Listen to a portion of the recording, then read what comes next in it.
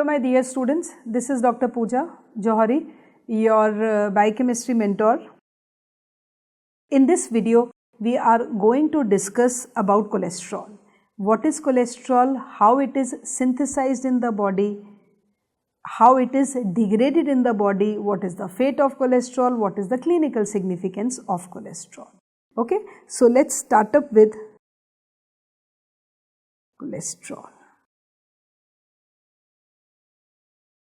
Now, if we look at this, we can simply say that here we are going to discuss the chemistry basically. So, if we talk about this, cholesterol is having a cyclopentanoperhydrophenanthrene nucleus, and it is the most common animal sterol. Most common animal sterol, and it has this type of structure. So, this is known as, if you look at this, it is having 27 carbon atoms, so C27H45OH, and this characteristic nucleus is known as cyclopentanoperhydrophenanthrene nucleus.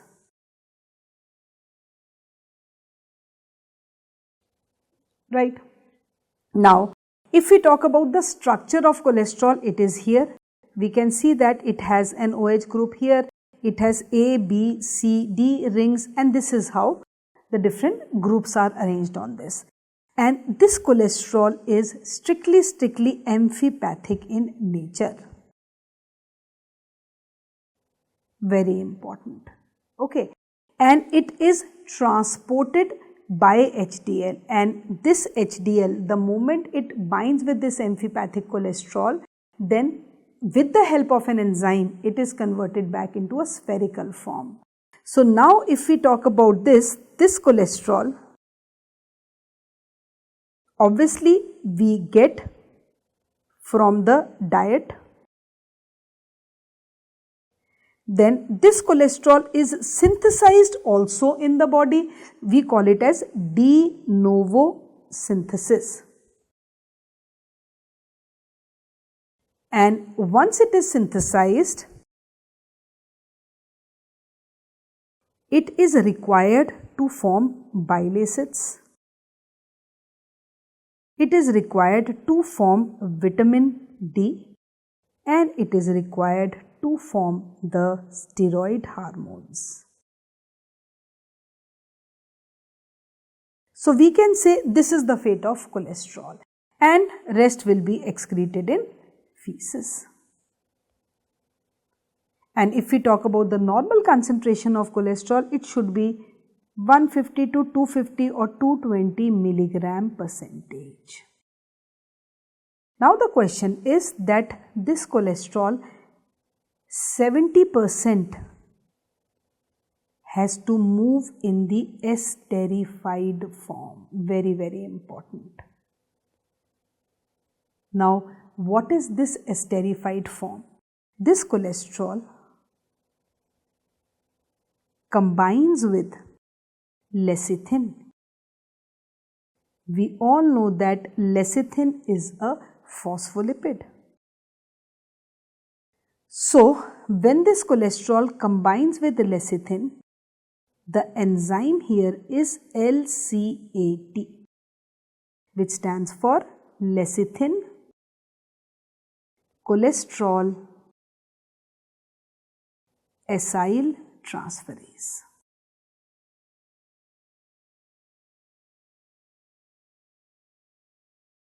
And it will be converted into cholesterol ester plus lysolecithin.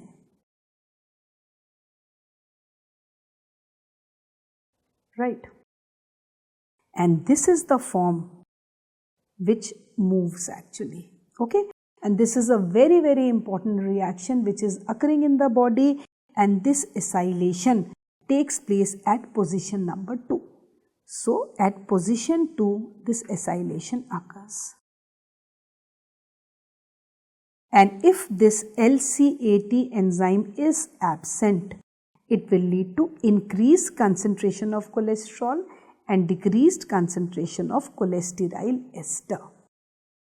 And absence of 𝗏𝗃 leads to Norham's disease, right? So, deficiency of LCAT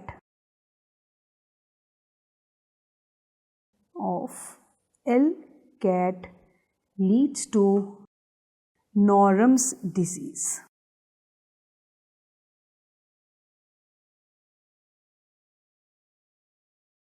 Very, very important.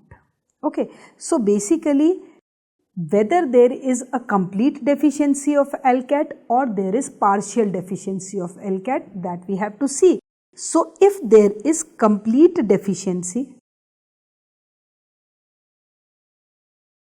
if you can say 𝗏𝗃 is completely deficient, it will lead to Norham's disease. And if it is partially deficient, it leads to fish eye disease. Right? Now, what is the basic difference between Norham's disease and fish eye disease? First is obviously complete deficiency of LCAT, and fish eye partial deficiency.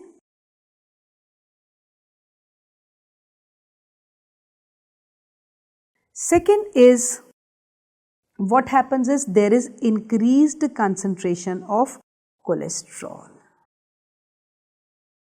So, it will lead to what? Due to so much increased concentration of cholesterol, there is corneal opacification.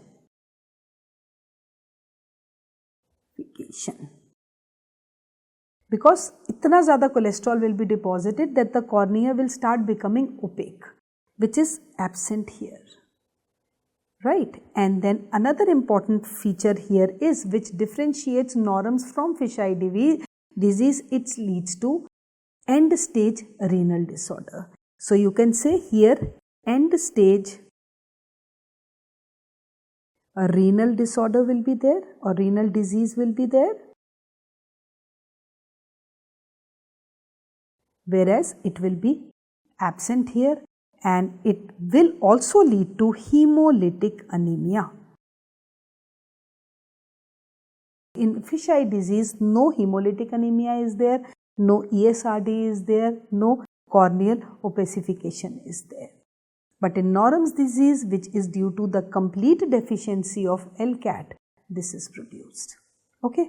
Then another important feature is this LCAT is of two main types actually. There are two types of enzymes. One is LCAT, the other is ACAT. Right. Now, what is the difference between LCAT and ACAT? This LCAT stands for lecithin, cholesterol, acyltransferase,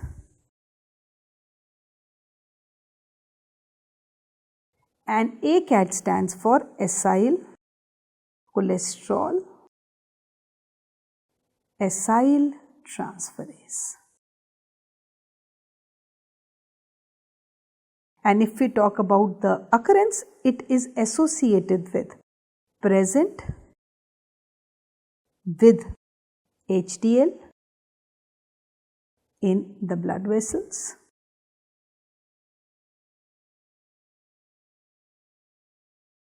and ACAT is present in the adipose tissue.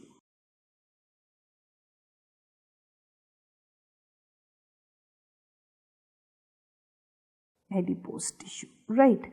So these are, because cholesterol metabolism itself is unique in its own sense. So first is, we have to remember that cholesterol synthesis we are going to discuss in a separate video, but yes, here we are going to discuss the chemistry of cholesterol. So chemistry says that cholesterol is amphipathic in nature first of all. It is amphipathic because it has a cyclopentanoperhydrophenanthrene nucleus, which I have shown. It has 27 carbon, 45 hydrogen, and if we talk about it, we obtain cholesterol from the diet. Cholesterol is synthesized by a de novo process in the body, but majority of cholesterol moves in the form of a ester, and this esterification takes place with the help of enzyme 𝗏𝗏𝗏.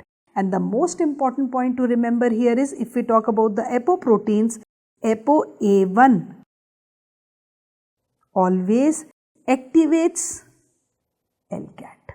This is very important. Whereas ApoA2, it will inhibit 𝗏𝗏𝗏. And 𝗏𝗏𝗏 का function क्या है? 𝗏𝗏𝗏 is simply esterifying cholesterol so that once cholesterol is you can say converted into an ester, so HDL की movement will become easier, and that discoidal HDL will be converted into spherical HDL, and then it will be accepted by the liver, where it can undergo formation of bile acids, which I have already discussed in the metabolism of HDL, and that is why we say that HDL is required for the reverse transport of cholesterol. And there is one more protein which plays a very important role, which is CETP, which stands for cholesterol ester transfer protein. Ester transfer protein. So it exchanges this cholesterol ester with IDL, with LDL and VLDL with the TAGs. So basically the function of this CETP protein is it exchanges cholesterol esters with VLDL, IDL, right, with TGs. This is the function, means there is an exchange. That is why the name is also saying cholesterol या cholesterol ester transfer protein. So it will take TAGs and it will transfer it this. Okay. And then again fate we have discussed that cholesterol once it is synthesized, and if we talk about the precursor of cholesterol is acetyl coenzyme A. And that is why synthesis of cholesterol is also known as de novo. And if we have to estimate cholesterol, we can estimate it by Lieberman-Burkhardt reaction,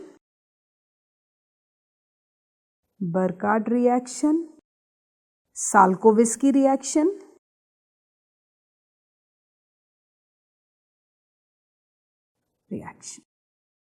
right? So this is all about cholesterol, which is the most common animal sterol and which actually comes under, if we talk about its classification, so this will come under miscellaneous lipids. So I can say that it comes under miscellaneous lipids.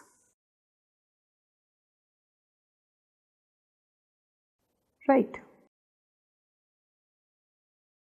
And synthesis of cholesterol and regulation of cholesterol we are going to study in a separate video, where we will study that how cholesterol is required for the synthesis of bile acids, how cholesterol is required for the synthesis of vitamin D and other steroid hormones, and how the regulation, how it is regulated, because whatever is synthesized in the body, it has to be regulated also, right? So this is all about the chemistry of cholesterol. I hope you have understood this video. Thank you so much.